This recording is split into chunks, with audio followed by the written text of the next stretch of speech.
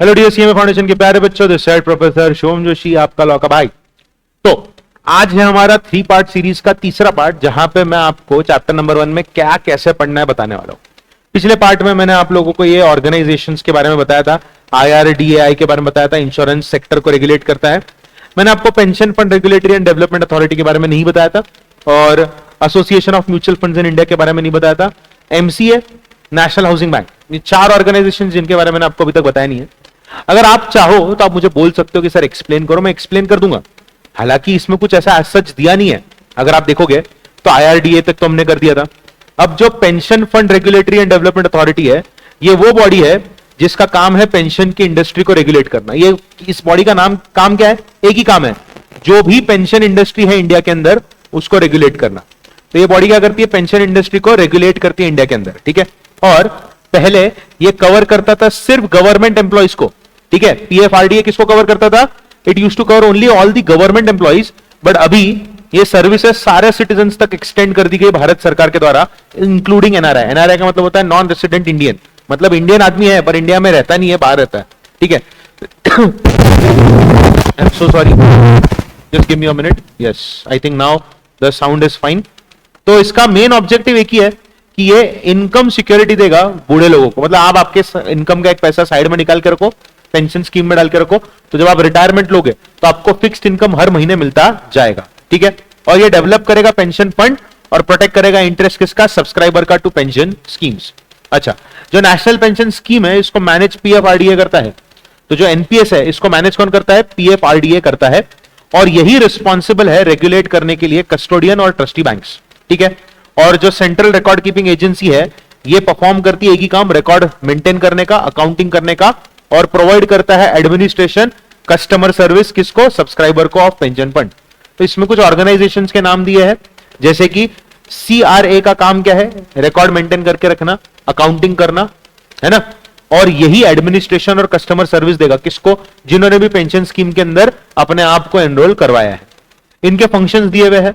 ये इंक्वायरी और इन्वेस्टिगेशन कर सकता है इंटरमीडियरीज के ऊपर और दूसरे पार्टिसिपेंट्स के ऊपर। उसके बाद ये पब्लिक अवेयरनेस बढ़ाएगा, ट्रेन करेगा इंटरमीडियरीज को कि रिटायरमेंट सेविंग और पेंशन स्कीम जरूरी क्यों है।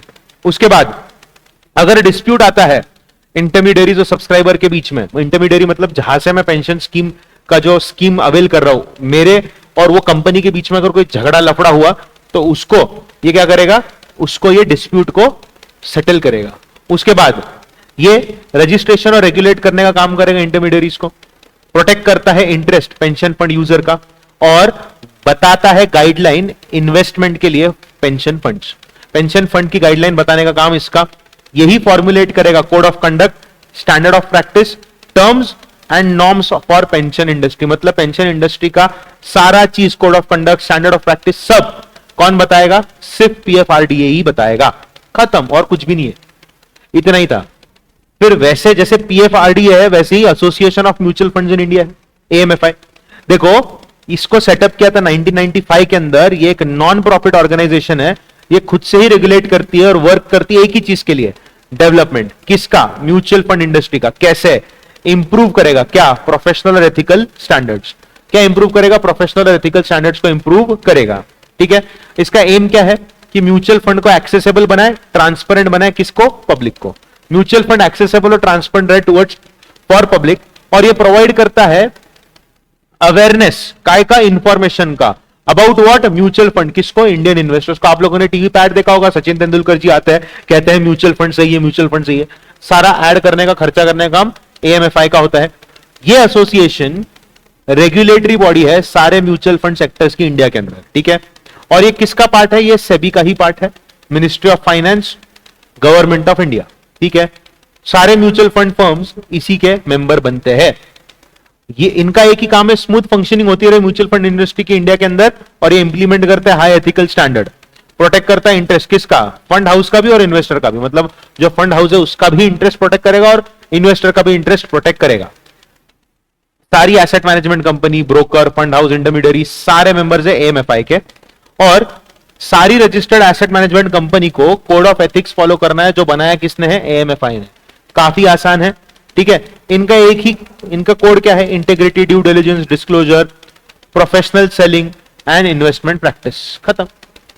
फिर आता है मिनिस्ट्री ऑफ कॉर्पोरेट अफेयर्स और नेशनल हाउसिंग बैंक। आज की तारीख में अगर मुझे कोई कंपनी चालू करनी है, कंपनी का डेटाबेस देखना है, या एलएलपी चालू करनी है, एलएलपी का डेटाबेस देखना है, या कोई भी इंफॉर्मेशन जाननी है with respect to company and LLP, तो मैं जाऊंगा किस पे? मिनिस्ट्री ऑफ कॉर्पोरेट अफेयर्स के वेबसाइट पे। ये एक मिनिस्ट्री है गवर्नमेंट ऑफ इंडिया के अंदर, और इसको ये क्या रेगुलेट करती है? कॉर्पोरेट सेक्टर को रेगुलेट करती है। और ये कंपनी एक्ट 1956 2013 के एडमिनिस्ट्रेशन के ऊपर फोकस करती है अलॉन्ग विद एलएलपी, ठीक है। लिमिटेड लायबिलिटी पार्टनरशिप एक्ट भी इसी के अंदर आता है, ठीक है। और यही रूल्स एंड रेगुलेशन बनाता है ताकि फंक्शनिंग कॉर्पोरेट सेक्टर का लॉ के हिसाब से होता रहना चाहिए। इनका मेन ऑब्जेक्टिव क्या है? प्रोटेक्ट करे इंटरेस्ट सारे स्टेक होल्डर का और मेंटेन करके चले कॉम्पिटिटिव और फेयर एनवायरमेंट, दैट्स इट। और जो आरओसी है एमसीए का, वो बॉडी है अंडर एमसीए जो अथॉरिटी के पास हम कंपनीज को रजिस्टर करते हैं। एमसीए के अंदर आरओसी आता है, आरओसी के पास तू और मैं जाके अपना कंपनी रजिस्टर करते हुए दिया और कुछ भी नहीं दिया है, ठीक है। और सिक्योरिटी इशू करना कंपनीज के द्वारा, ये भी कंपनी एक्ट के अंदर ही आता है। अलॉन्ग विद दैट ये सेबी के अंदर भी आता है, और कुछ था नहीं, मैंने आपको पहले ही बताया था। फिर आता है नेशनल हाउसिंग बैंक। अब ये national housing bank main regulatory body है पूरा रेगुलेशन करने का और लाइसेंसिंग करने का हाउसिंग फाइनेंस कंपनीज का इन इंडिया। तो जो भी कंपनी हाउसिंग फाइनेंस करती है उनको रेगुलेट कौन करता है? उनको लाइसेंस कौन देता है? नेशनल हाउसिंग बैंक उनको रेगुलेट करता है और उनको लाइसेंस देता है, ठीक है। और ये किसके ज्यूरिसडिक्शन में आता है? मिनिस्ट्री ऑफ फाइनेंस के ज्यूरिसडिक्शन में आता है अंडर गवर्नमेंट ऑफ इंडिया। इसका हैप्पी बर्थडे टू यू कब हुआ था? 9 जुलाई 1988 को हुआ था under national housing bank act 1987। इसका मेन फंक्शन क्या है? ये प्रिंसिपल एजेंसी है जो प्रमोट करती है हाउसिंग फाइनेंस इंस्टीट्यूशंस को, कहां पे? Both local and regional levels, और प्रोवाइड करता है फाइनेंशियल और दूसरा सपोर्ट इन इंस्टीट्यूशंस को इससे रिलेटेड मैटर्स से जुड़े हुए सारे संबंधों, मतलब नेशनल हाउसिंग बैंक या नेशनल हाउसिंग फाइनेंस कंपनी से रिलेटेड सारे मैटर्स को अंडरटेक करता है। और ये थे हमारे वो 4 रत्न पॉइंट जो हमारे बाकी थे। अब आते हैं हम लोग आखिरी के यूनिट के ऊपर, और आखिरी की यूनिट है ना काफी इजी है। मतलब आप बोलोगे कि सर क्या बात कर रहे हो, इतना आसान था, हमको तो मालूम ही नहीं था। सच्ची मुच्ची बहुत इजी है, और ये इतना इजी है कि मैं क्या बताऊं। देखो, प्राइमरी और सबऑर्डिनेट लेजिस्लेशन का मतलब क्या होता है? कानून बना के इंप्लीमेंट करना अलग बात, कानून बना के इंप्लीमेंट करना एरिया के हिसाब से इज अ डिफरेंट थिंग। आप बोलोगे सर डिफरेंट थिंग कैसे?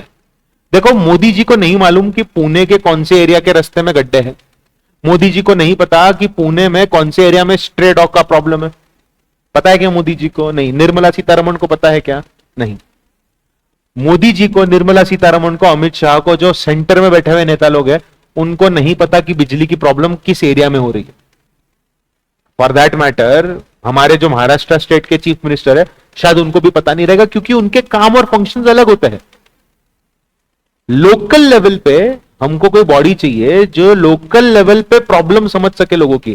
देखो, जब गणपति विसर्जन होने वाला होता है पुणे में या मुंबई में, तो लोकल बॉडीज को पता होता है कि कौन से रास्ते बंद करने और कौन से रास्ते चालू रखने। ये मोदी जी को या स्टेट के मिनिस्टर्स को नहीं पता होता, कैबिनेट के और स्टेट के मिनिस्टर्स को ये चीज पता नहीं होती। ये तो हम लोग क्या करते हैं, हम लोग ना ताकतों को नीचे डेलीगेट कर देते हैं, ठीक है। तो अगर आप देखोगे तो primary legislation, secondary subordinate legislation, 2 प्रकार के लेजिस्लेशन होते हैं। प्राइमरी लेजिस्लेशन एक ऐसा लॉ है जो डिराइव करता है अपना सोर्स कहां से? उन कानूनों से जो पार्लियामेंट ने या स्टेट ने बनाए हैं। तो प्राइमरी लेजिस्लेशन कौन से होते हैं? प्राइमरी लेजिस्लेशन यानी वो कानून जो पार्लियामेंट या स्टेट बनाता है। इनको ताकत दी है संविधान ने।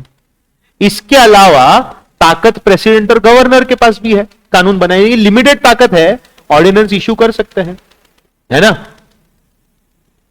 प्रेसिडेंट सेंट्रल के लिए और गवर्नर स्टेट के लिए। ये कब करते हैं? ऑर्डिनेंस कब इशू करते हैं? जब पार्लियामेंट और स्टेट की जो लेजिस्लेचर है उनका सेशन नहीं चालू होता है, तब। खत्म। अब अगर हम बात करें सेकेंडरी लेजिस्लेशन की या सबऑर्डिनेट लेजिस्लेशन की, तो ये वो बॉडीज है जो ग्रास रूट लेवल पे कानून बनाती है। जैसे कि दिल्ली की बात करें तो दिल्ली के अंदर जो प्रॉब्लम था पोल्यूशन का, अभी भी है, मतलब था क्या, अभी भी है, बट अरविंद केजरीवाल जब चीफ मिनिस्टर बने तो उन्होंने क्या सोचा कि यार मैं ना दिल्ली के अंदर ऑड इवन रूल का पालन चालू कर देता हूं। मतलब एक दिन ऑड नंबर की गाड़ियां चलेगी, एक दिन इवन नंबर की गाड़ियां चलेगी।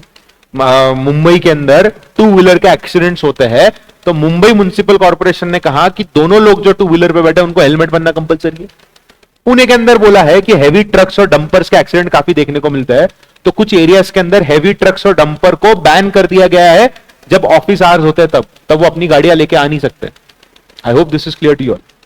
ठीक है, तो सेकेंडरी लेजिस्लेशन अराइज होता है from the need for empowering authorities working at grassroot level.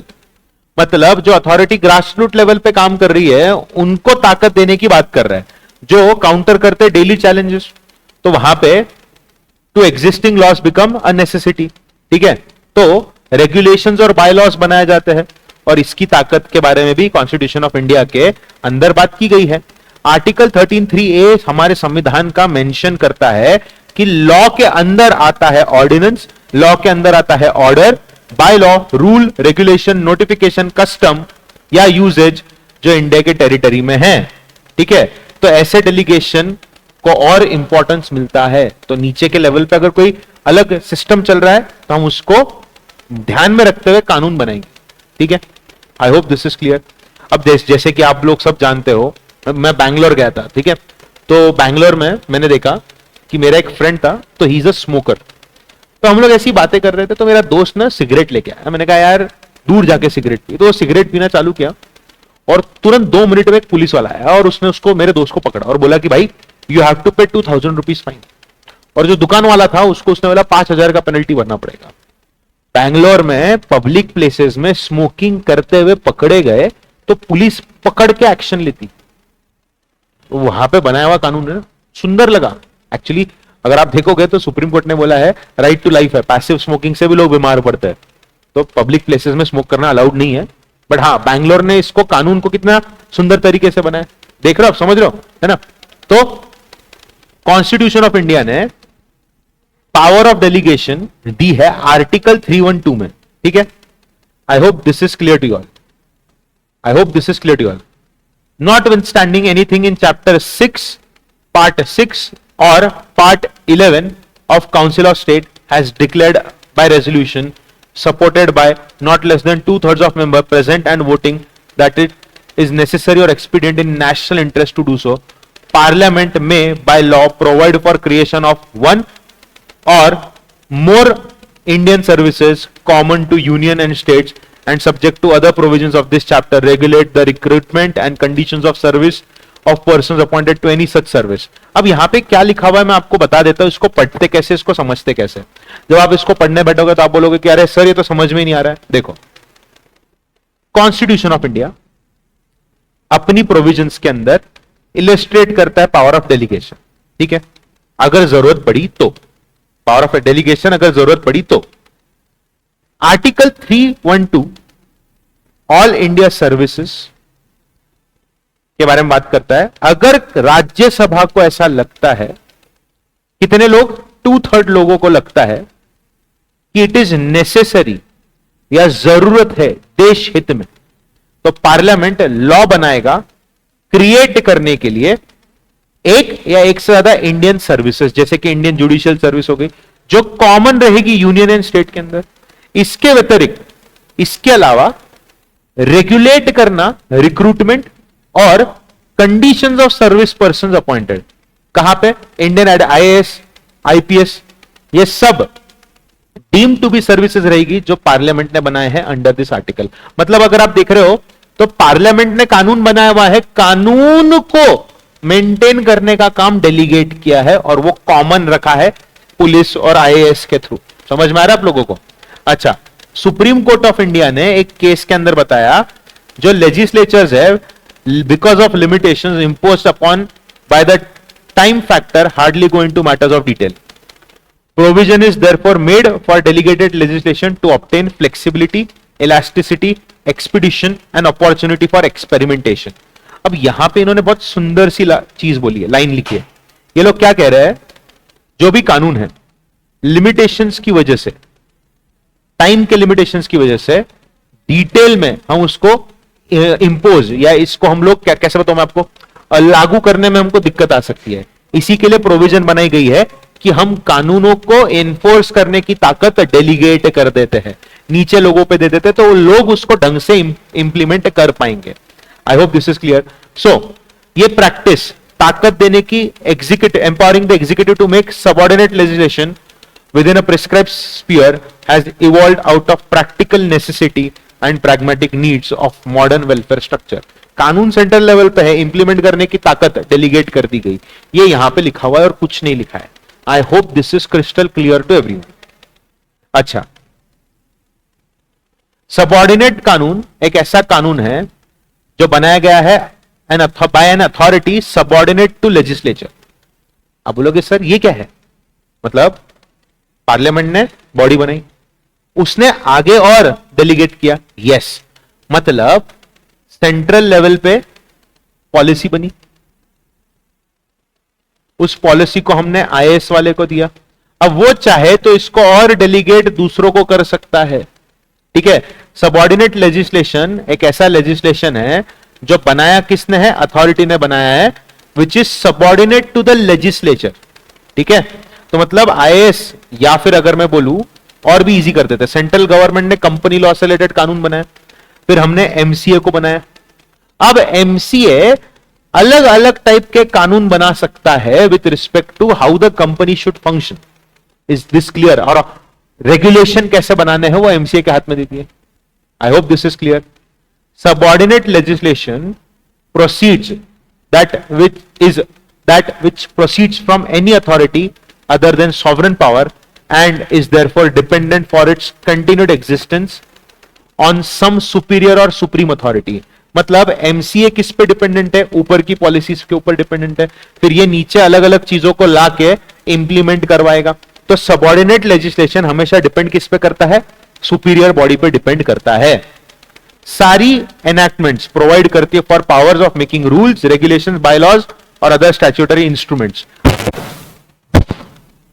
मतलब इसका मतलब यह है कि जो सबऑर्डिनेट लेजिस्लेशन है इसका काम क्या है, ये इनको रूल्स बनाने की ताकत दी है, रेगुलेशन बनाने की ताकत दी है, बायलॉज बनाने की ताकत दी है ना, which are exercise by specific subordinate authorities.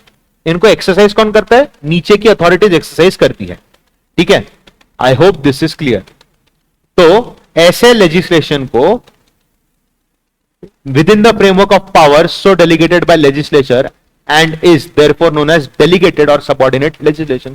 मतलब हमने दूसरों को ताकत दी कि तुम कानून बनाओ, तुम गवर्न करो, महानगर पालिका को ताकत दी तुम कानून बनाओ, तुम गवर्न करो, तो इसी महानगर पालिका को या ऑफिसर्स को हम सबऑर्डिनेट लेजिस्लेचर के नाम से जानते हैं। Subordinate legislation can not go beyond the act और ऑब्जेक्टिव ऑफ द एक्ट।